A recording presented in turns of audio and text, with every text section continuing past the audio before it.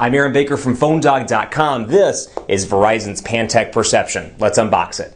It's the Pantech Perception, and it's available now at Verizon Wireless. We just got our unit in the office at PhoneDog. It's time to do an unboxing. Before we start too far into the unboxing, special thanks to our partners at Best Buy Mobile for giving us devices like this for use in our One Paul Bandit giveaway game. When you walk into that Best Buy store to get your Perception or whatever device you decide to go with, you'll walk out working. They'll get your email, contacts, web, and all that good stuff set up and ready to go. So Pantech Perception, lithium-ion battery, wall charger, USB cable, and that's about it that comes in the box. But what I like about this device is it brings a nice value proposition to Verizon Wireless with some great specifications all around at a reasonable price point. 1.5 gigahertz dual-core processor. You've got 1 gigabyte of RAM, so at least on the RAM side, maybe a little bit, leaving a little bit to be desired, I should say. But 1 gig of RAM, face unlock, of course, with Android 4.0. That's going to be another hard spot for a lot of people that are Android techies, or even people that are just wanting the latest and greatest, because Android 4.1 and 4.2 are kind of the ones that are up there on the latest and greatest chart, and this device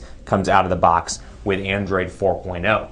Also specifications, 2020 milliamp hour battery. You've got the camera on the back, of course, here, 8 megapixel camera, flash, 1080p HD video recording, and a nice design that's kind of reminiscent of the Droid line of devices. So we'll go ahead and power that on, but before we do that, volume rocker over here, on-screen buttons, power button on the right side, micro USB charging port, 3.5 millimeter headphone jack up top. In the box you get, of course, the SIM card, which comes actually not in the box, but the rep gives that to you when you sign up.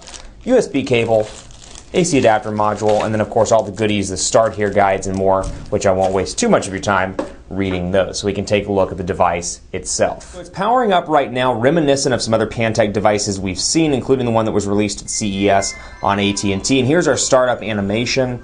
Again, it seems to be running relatively quickly so far, but let's put it through the paces once it powers up. The Verizon 4G LTE logo coming up right now. So let's see, ice cream sandwich. And it has some nice features as well that are reminiscent of Samsung's air gesture features on the Galaxy S4, including the ability to make, to wave a hand over the phone, and it's called Motion Sense. So you can use Motion Sense to wave your hand over and answer the call if you're on the fly. Perhaps you're in the car and you have it in a car dock or something like that.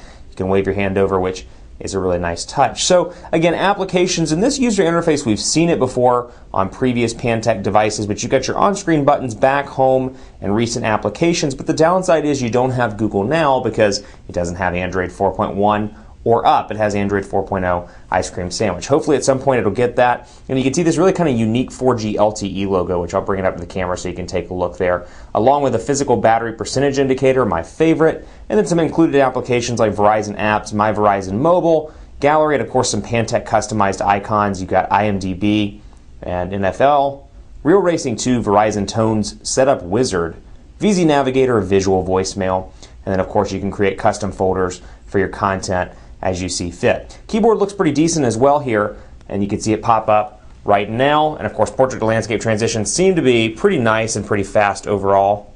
Little to no lag there, despite only having 1 gigabyte of RAM. And then you've got, of course, the display at 4.8 inches, bringing it up to Galaxy S3 sizes and making it pretty easy for the most part to type on the screen.